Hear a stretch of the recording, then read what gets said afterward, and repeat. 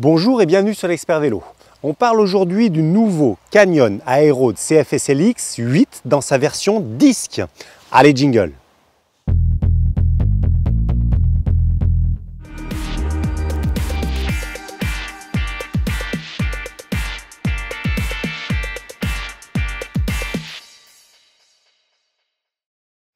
Pour la saison 2017, le constructeur allemand Canyon a fait le choix d'équiper l'ensemble de sa gamme de freins à disque hydrauliques.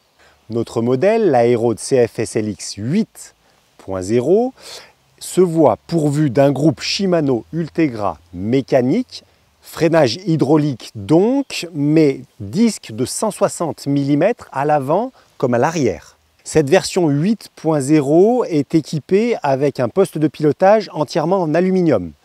On ne retrouve pas l'Aero Cockpit en carbone, mais ici bel et bien un cintre compact aluminium, la version H16, et une potence V13 en aluminium elle aussi.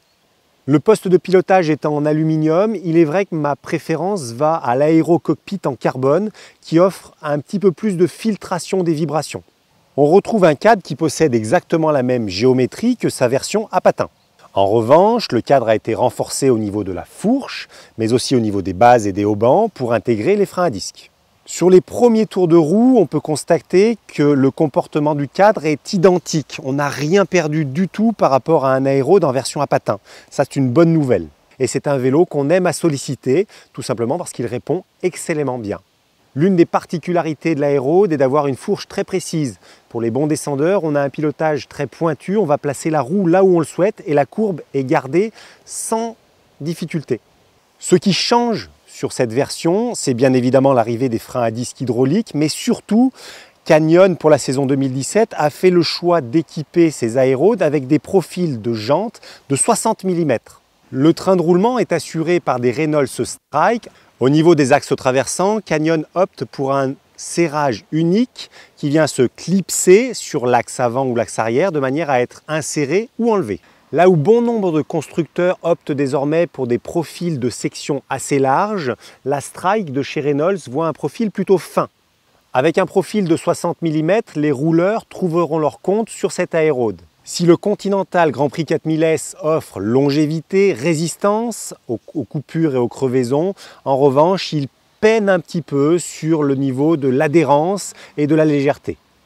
L'Aero est un excellent descendeur.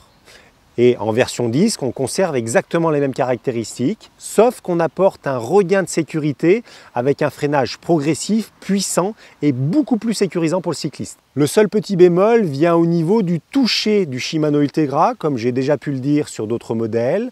Cette version mécanique se voit un petit peu moins fine, on est plus en freinage on-off qu'on le serait sur un Shimano Dura-Ace Di2 par exemple.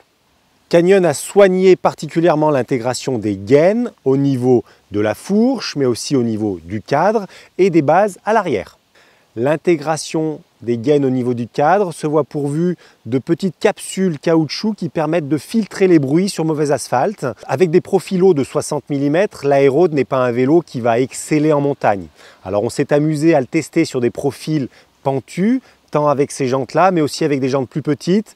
Et la bonne nouvelle, c'est que l'Aero conserve toutes ces caractéristiques-là. Il est toujours capable d'aller jouer en montagne, mais ne viendra pas en lieu et place d'un Ultimate, par exemple. Pour l'acquérir, vous devrez débourser la somme de 4 199 €. Vous retrouverez plus de détails sur cet essai en consultant notre site www.nutri-cycle.com. N'hésitez pas à liker et partager cette vidéo. À très bientôt sur l'Expert Vélo. Ciao, ciao!